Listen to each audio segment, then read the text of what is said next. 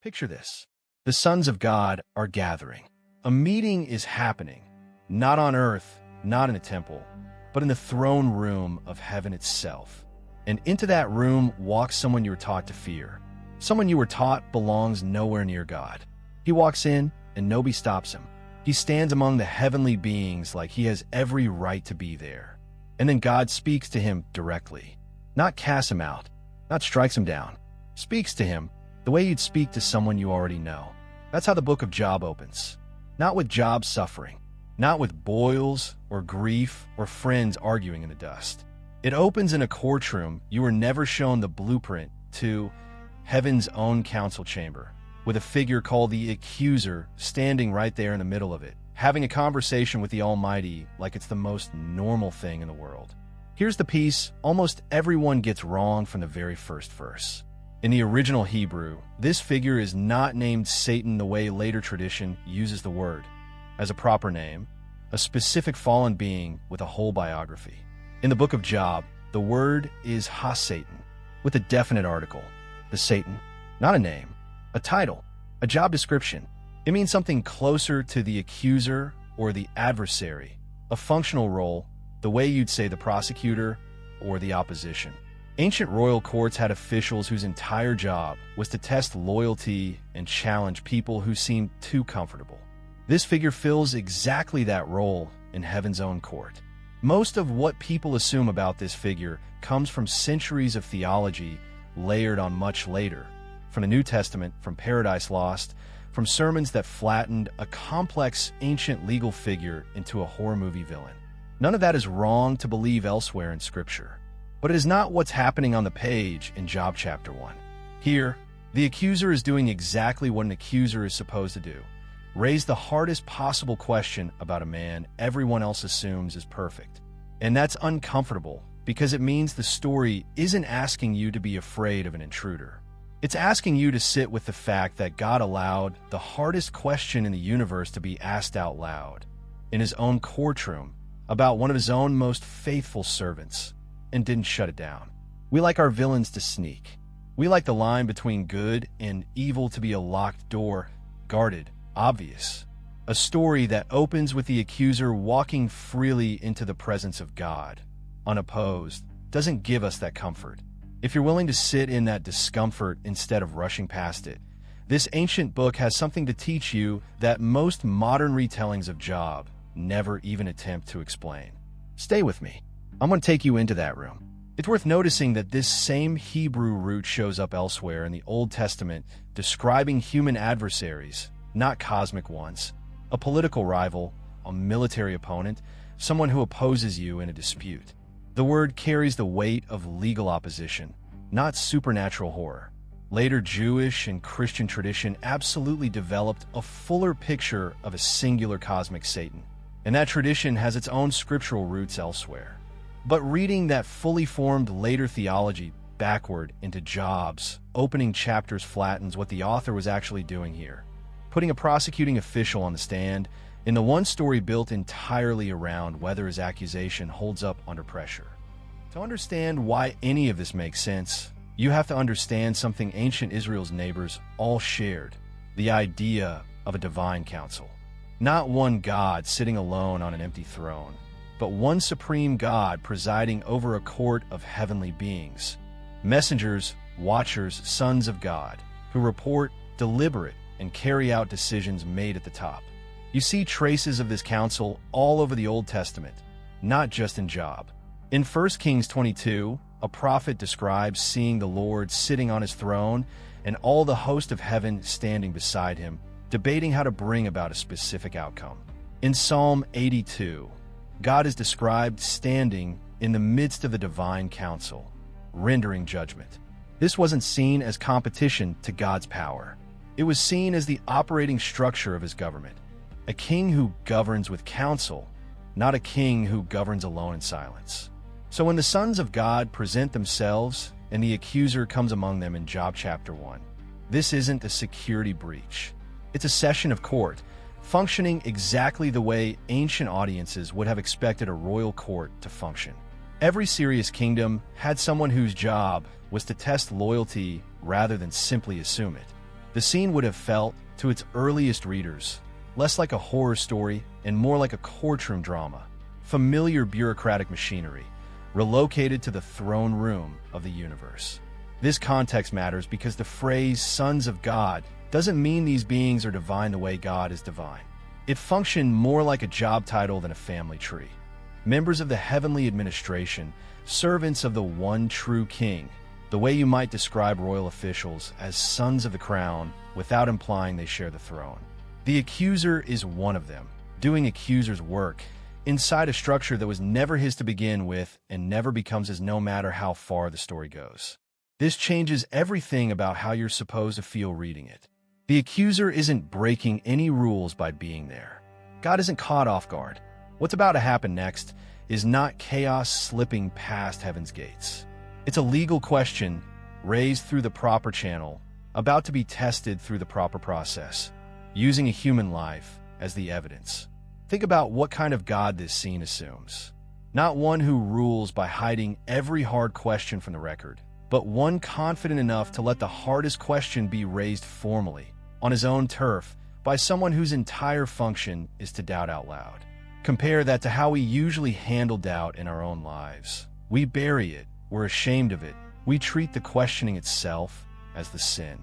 This ancient author didn't see it that way.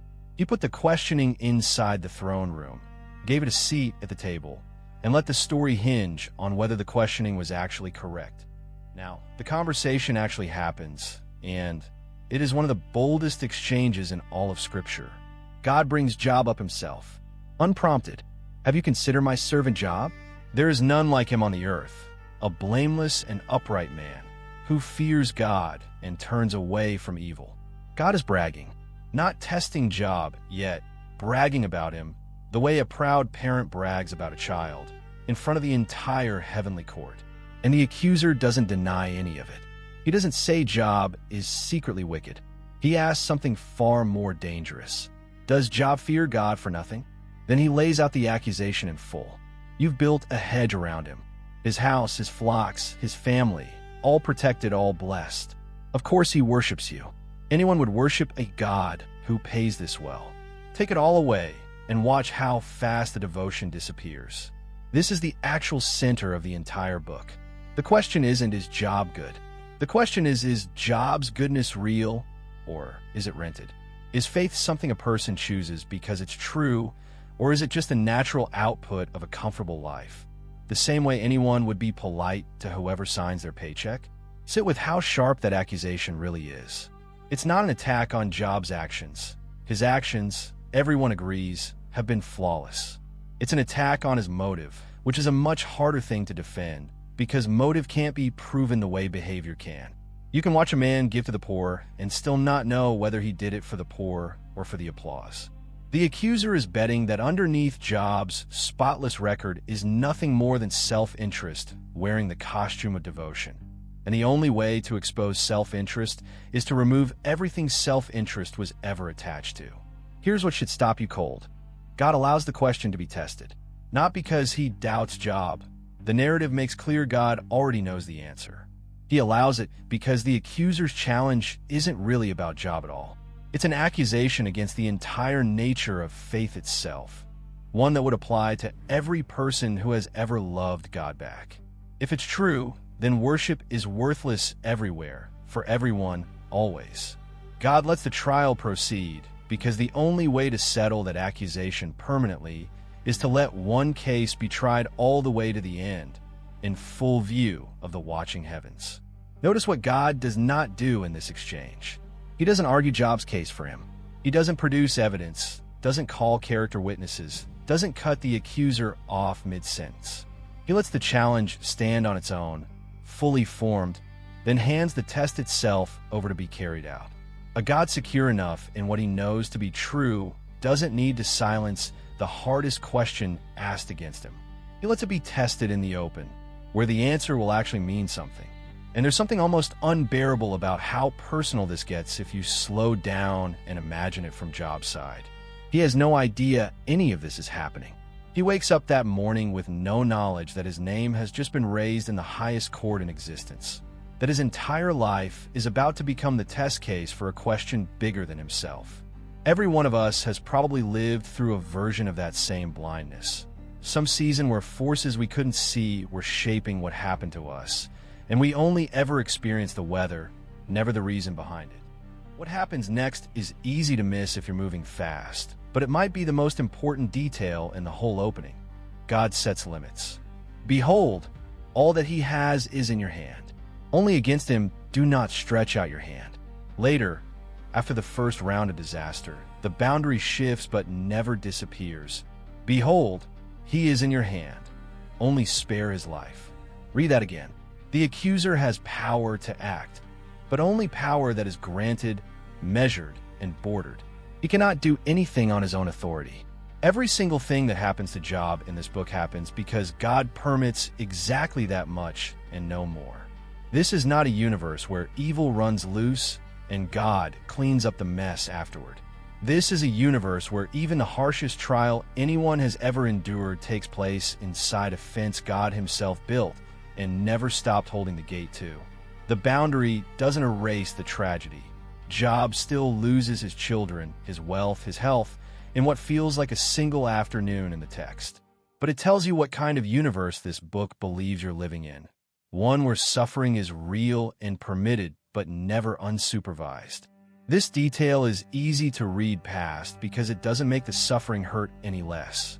But the ancient audience hearing this book read aloud would have caught it immediately because they understood something about power that we sometimes forget.